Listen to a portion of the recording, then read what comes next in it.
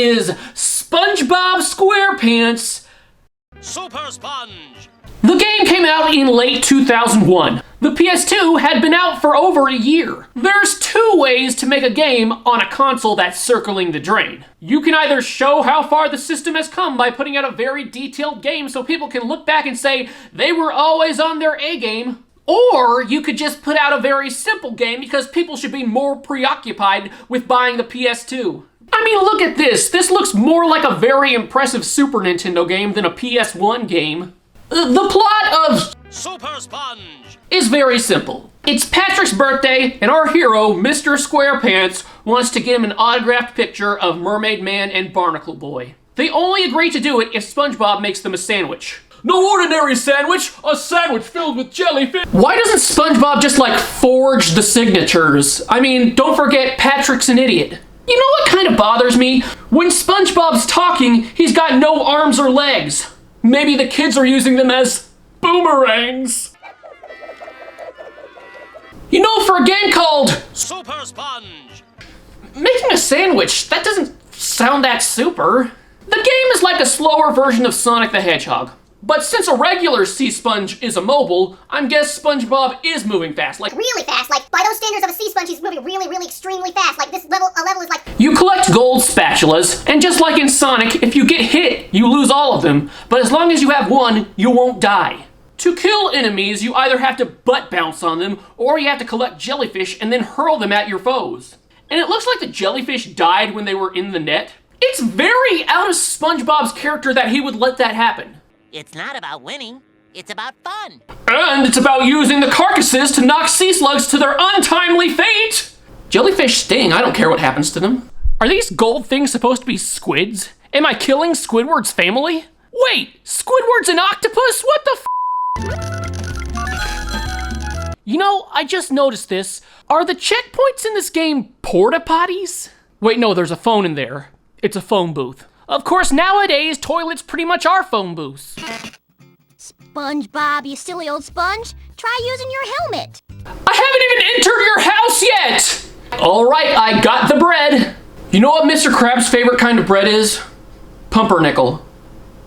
If you're not gonna laugh at that, you could just leave. Here we have an escort mission, where we have to safely get Gary to the other side of the screen and lower platforms for him and protect him from other snails that are a lot smaller than him. Gary could beat the shit out of these snails. What am I doing here? I failed the first 2 times doing it, but then I found out you can clear the way before Gary starts moving. Well, that's a sure way to spoil an escort mission, but I'm not complaining because escort missions suck. SpongeBob.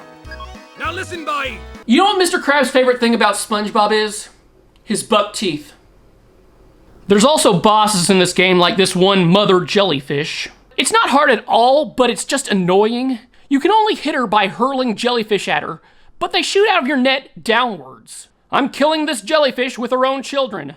That is not the way a mother should want to go out. After 4 levels, you find all the sandwich ingredients, and then Barnacle Boy makes you find more stuff. I knew a character in this game would be an I just didn't know who it would be. Barnacle Boy, now I know. And I'll get him back somehow. I'll hide the invisible boatmobile or something. He'll never find it. Look, we can do with some new uniforms, so how about you pop back to prehistoric Bikini Bottom to see what you can find? You want me to look for a superhero costume in prehistoric Bikini Bottom? Do you want to fight crime in a loincloth or something? Aside from the jellyfish net, you also find bubble wands that you use to make new platforms, balloons so you can fly all over the place, karate gloves that disappear after just about 10 seconds, and my least favorite item in this game, the reef blower. You use it to suck up items and then shoot them at walls to break them down. But you can only suck them up if you're standing in a certain direction. I don't understand, but I don't really do yard work, let alone under the sea. Alright, I just lost my last life, so brace yourself for something unusually, uncomfortably disturbing. Where is everybody? SpongeBob! Squidward! That is my birthday. Has everybody forgotten? Nobody loves me anymore. I relate to this so much, it's not funny! I wonder the same thing all the time! All the friends I haven't seen in many years! Do they have